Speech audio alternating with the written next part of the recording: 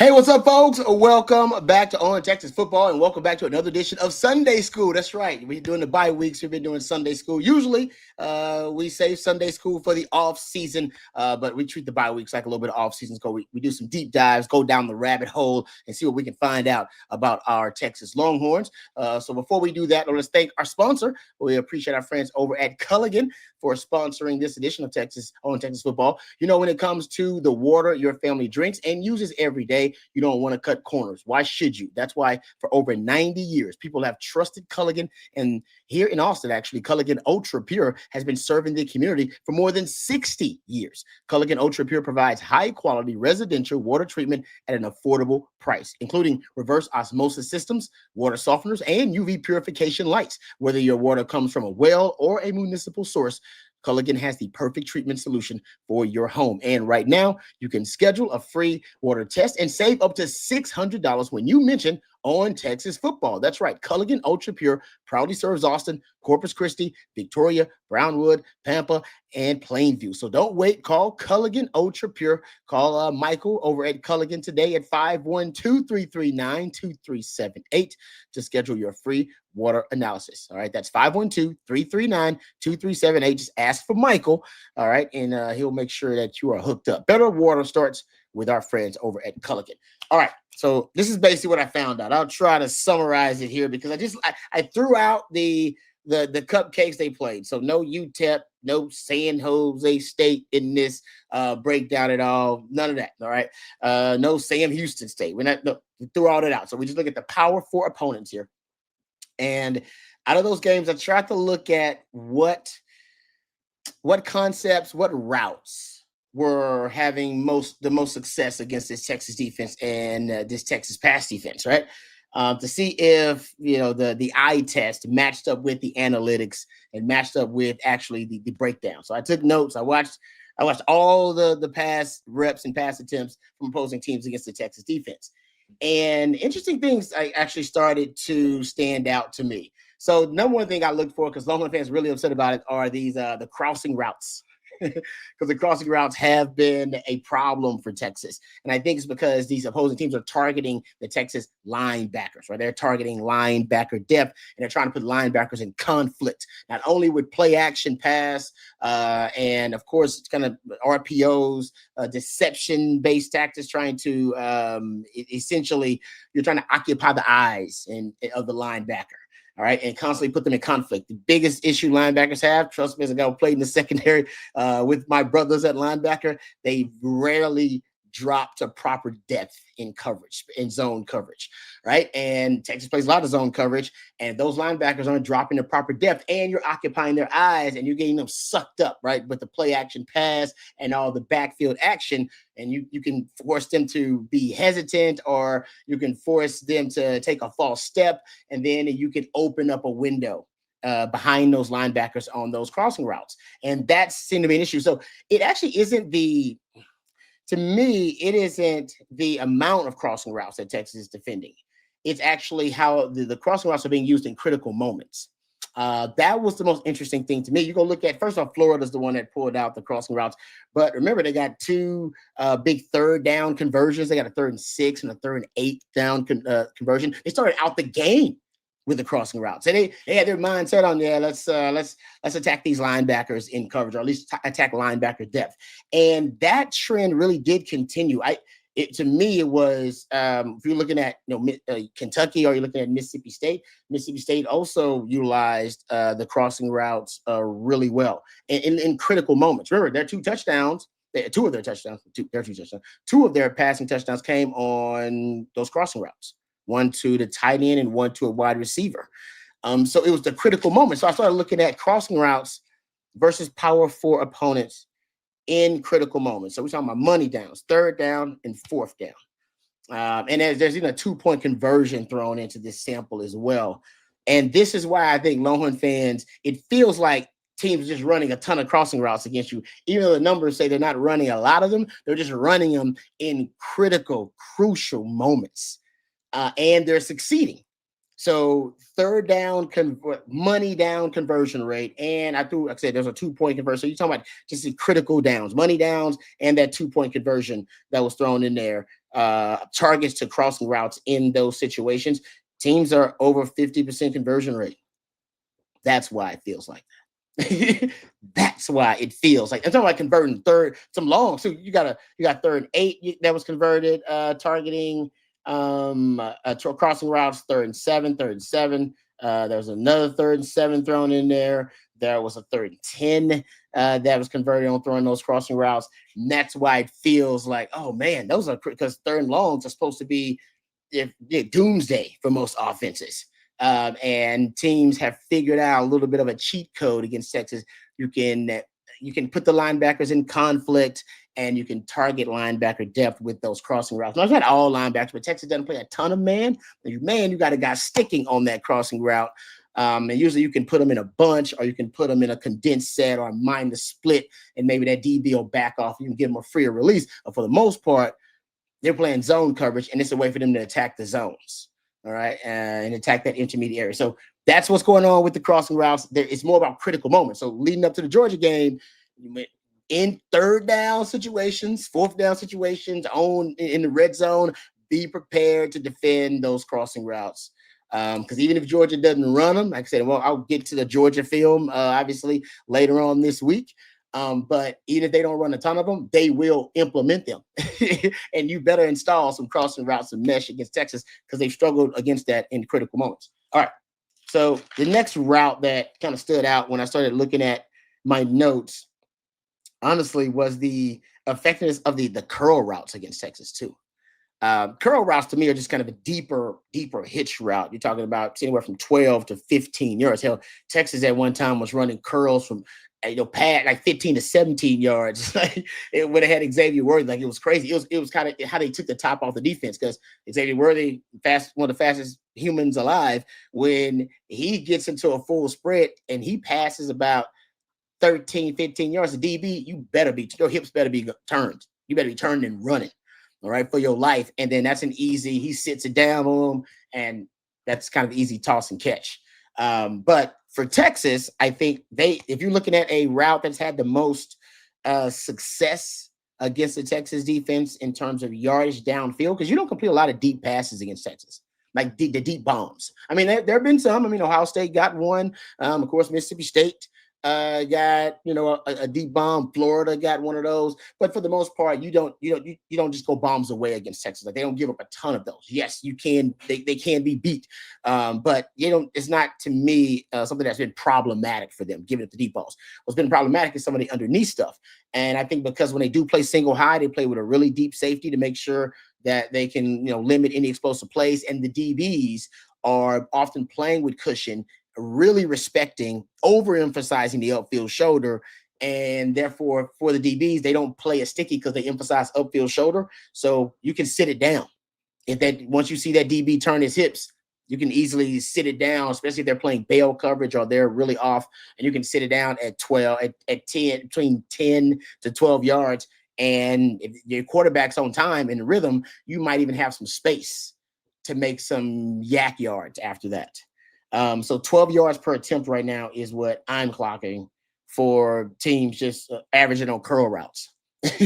And your first down touchdown rate is also pretty high. You're over 40% in terms of yardage. First down touchdown rate on curl routes. So the yardage that you can get it on, and also it's really effective and efficient in terms of you moving the chains. And for a quarterback like Gunnar Stockton, he's a grip it and rip it guy. Like the crossing routes work good for anticipatory passers. Arch is not necessarily an anticipatory passer. Like he has struggled actually on some of those crossing routes at times, right? Doesn't mean you can't throw them. You can always improve and get better at that kind of stuff, right? Chemistry with the receivers, just the rhythm of the offense, that kind of stuff. So he'll get better at it. And Gunnar Stockton can complete them too, but I think he'll be better at the curl routes, just to grip it and rip it. Like, what I mean? Boom, my guy's got a window, grip it and rip it. From what I've seen, he's really good at that kind of stuff. So look for them to run the curls early and often against Texas. So that is something that's also, I think, been giving Texas problems. I don't think giving some problems, but it's something that's been effective versus the Texas defense, but only because I think the defense has got to give up something, right? You take what the defense is giving you. Texas is giving up some of this stuff. They are giving up the curl route a lot of the times. I think the crossing routes for Texas is something, that if they have to try to take it away, I think they will. If it, is basically losing them the game essentially. But I think that's also something they are willing to give up and bend but don't break. And then when they get to the red zone, you'll see PK get a lot more aggressive. I'm not saying I agree with it. I'm just saying that I believe that is part of the equation there too. And they're giving up some of this stuff because they want to take away the deep shots and the deep plays and any explosive plays. All right. So I know something else that's been very annoying to Longhorn fans, the quick game. Kind of going back to my last point. Texas is going to give up quick game because they play off coverage. They play, 8 yards off and usually retreating in, some where they're bailing or where they're backpedaling, where they're shuffling out. They're retreating in some way as well. Should be reading the quarterback because that's their zone coverage. But teams, and you can tell every week, another team, they kind of break out something new to try to attack the Texas defense. Like Florida they started with the crossing routes, and then Kentucky also used a lot of the crossing routes against Texas. And I think Mississippi State used the crossing routes against Texas because they saw, oh man, it worked. And then the curl routes, I think that was mostly Mississippi State. They ran the curl route too. I think they were definitely the most, if I'm looking at it, yeah, no doubt. They ran the most and probably were the most successful running those curls against Texas. And so Mississippi State and Vandy, because we'll get to Vandy ran a few of them, but they were really successful. Remember the 4th and 19, guys run the curl route. Curl route, and they will probably with a half rollout, great block by the running back, hits the curl because Texas is playing deeper than the deepest, gets the reception, and then is able to make something happen after the catch to get the first down to extend the drive. Right. And you're seeing that play out with the curl route a lot with Texas. So I think that's just about them being a little bit more aggressive and being stickier instead of overemphasizing the upfield shoulder. You can probably tell the guys like, hey, I think we want to play a little stickier in coverage this week. Right. You can still respect the upfield shoulder without necessarily being like overly like committed to it. Meaning like the guys bailing out and trying to keep trying to keep the cushion between you and the guy. You can just play it like sticky man after his route has declared itself. Once he's going vertical, then all right, guys, we're sticking to him. Or you tell your guys to start. And this is my issue with the quick game because right now I think teams are averaging, and this is probably the case all across college football. This is not something I think for Texas that is unique. Probably last 3 weeks, over 6 yards per attempt. And when you're targeting quick game, which is your hitches, your quick outs, your smoke screens, your quick screens out to wide receivers, anything that basically is 3 steps and less in terms of quarterback drop is going to be considered the quick game. And teams are completing like 70% of those in the last 3 weeks, but that is expected because they're really high percentage passes. The thing about the quick game is you got to tackle the guys, and there are some times where there's some leaky yardage, and Kentucky probably took advantage of that the most with the quick game. Remember, they had their longest play of the game. It's like a 22-yard wide receiver bubble screen in overtime. Like that was the longest pass play because they were just hitting Texas with the quick game because Texas will give it to you. And if you're not necessarily, if you're patient and you don't grow frustrated with 4 yards on a pass here or there, or just a 6-yard pass here or there, and you look at it as an extension of the running game, you can hold the football against Texas and keep the football. Now you got to be really efficient. And remember, Cutter Boley was really efficient that day. I think set a record, for completion percentage. So that I think is a big part of the formula if you're gonna keep drives alive against Texas, which ain't easy, by the way. They lead the country in sacks. They make a lot of splash plays and havoc plays in that front seven, but not as much on the back end. That's what we're talking about. So can they get to Gunnar Stockton before he's able to take advantage of some crossing routes, curl routes, or the quick game? And what I think teams are going to do is, because Texas rush defense is so good, and Georgia's going to try to run the football because they're going to try to replicate the Florida game plan. Why wouldn't they? they got the talent to do more talent to do it. And that'll be the test for Texas on the road. Can they win the lines of scrimmage against Georgia? But I think from the passing game standpoint, I do believe they're going to start with the quick game. Why not? Quick game, quick game, quick game is high efficiency, high percentage passes, gets your quarterback in the rhythm, and Texas is giving you that because they play off coverage. And when you get in critical moments, like we just pointed out, third down, fourth down, red zone, any type of money down situation, I look for them to start utilizing those crossing routes because Texas has struggled in those situations against those particular concepts. And I think they're gonna throw a lot of curl routes in there too. I bet when I go back and look at it, you're gonna see all those concepts because just watching the film, that's what stands out when you're watching Texas versus Power Four teams. One other thing, this is what Vandy added, right? Every team's adding something. Florida added, their little their little game plan and their recipe against Texas, and then you saw, Kentucky and Mississippi State. All right, they found something that worked for them that was able to kind of transfer or carry over to the next opponent. Vanderbilt used the rollout probably better than any team that Texas has faced, and moved the pocket as well as any team Texas has faced successfully. Remember, Florida did it a little bit early on, but nobody has moved the pocket against Texas like Vandy with Pavia. Now you're 4th and 19, right? It's like a half rollout and completes a curl route. Guy ends up, getting the first down, extending the drive. So if you look at I just tried to track the rollouts. You're talking about he was over 60% completion percentage, 12 yards per attempt on rollouts against Texas. The rollout worked. They had 2 explosive plays on rollouts, and like I said, they just were able to move the pocket against Texas, who has a dominant pass rush. You want to move the pocket, kind of cut the field in half, and give your quarterback some options on flood concepts. Give them, high-low concepts, or short, intermediate, and a deep concept on that side of the field. Gunnar Stockton is a mobile quarterback who can throw on the run, and they like to put him on the move.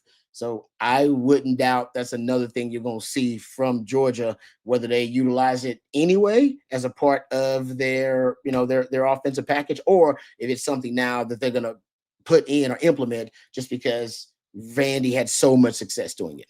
And it helps you neutralize the Texas pass rush.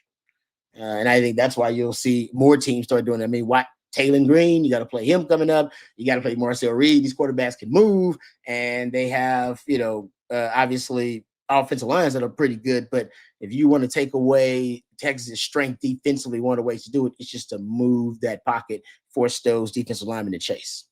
So those are really the 4 kind of standout trends that I noticed. If you ask me what's giving Texas the most problems in terms of the route concepts, crossing routes, curl routes, quick game in all of its different forms. And to me, the rollout recently has been that was what Vandy did. That was surprising how successful they were moving the pocket with Diego Pavia in predictable passing situations too. And they did it on early downs as well, but in predictable passing situations. All right, that's all I got. I appreciate you guys joining me for another edition of Sunday School. It was fun, but hey, we get back to game week coming up today and this week. So thank you guys. Appreciate Matthew behind the scenes. He's the real MVP. Couldn't do it without him. For Matthew and for our sponsor, our friends over at Culligan as well. I'm Lifetime Longhorn Rod Babers. Until next time, hook 'em horns.